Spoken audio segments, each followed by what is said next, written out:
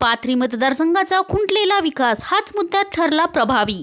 सोनपेठ पाथरी विधानसभा मतदारसंघात पचरंगी दिसणारी निवडणूक शेवटच्या टप्प्यात चौरंगी झाली।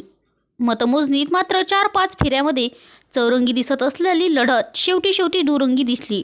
या निवडणुकीत जिल्ह्यातील मातबर आमदार सुरेश वरपुडकर व माजी आमदार बाबाजानी दुर्राणी यांचा मोठ्या मताधिक्याने पराभव करत आमदार राजेश विटेकर यांनी 13,219 मतांची आघाडी घेऊन विजय प्राप्त केला।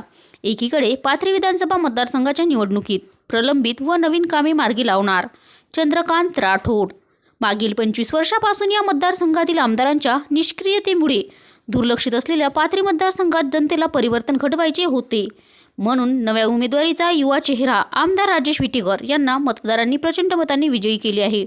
त्यांच्या रूपाने जिल्ह्याला युवा नेतृत्व मिळाले आहे।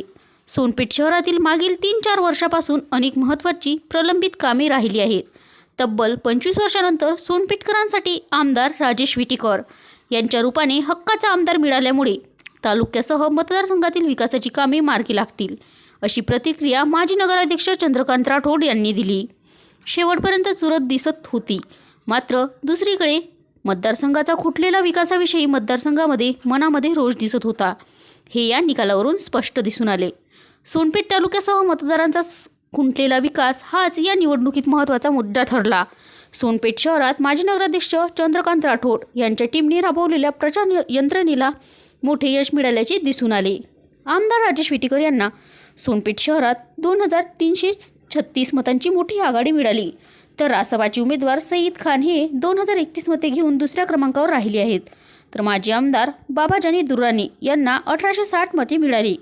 आमदार सुरेश वरपुडकर यांना 1,261, माधवराव फड यांना 238 मते मिळाली।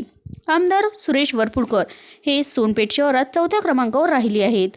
मागील 25 वर्षापासून विकासापासून कोसो दूर राहिलेल्या सोनपेठ तालुक्याच्या विकासाबाबत मतदारांमध्ये रोष प्रकर्षाने जाणवला। पाथरी मतदारसंघातील जनतेला आमदार राजेश विटेकर यांच्या रूपाने युवा चेहरा मिळाल्याने भविष्यात सोनपेठ तालुक्यासह मतदारसंघाचा विकास होईल व परभणी जिल्ह्याच्या विकासाचे पूर्व सुरू होईल, अशी जनतेत आशा व्यक्त होत आहे।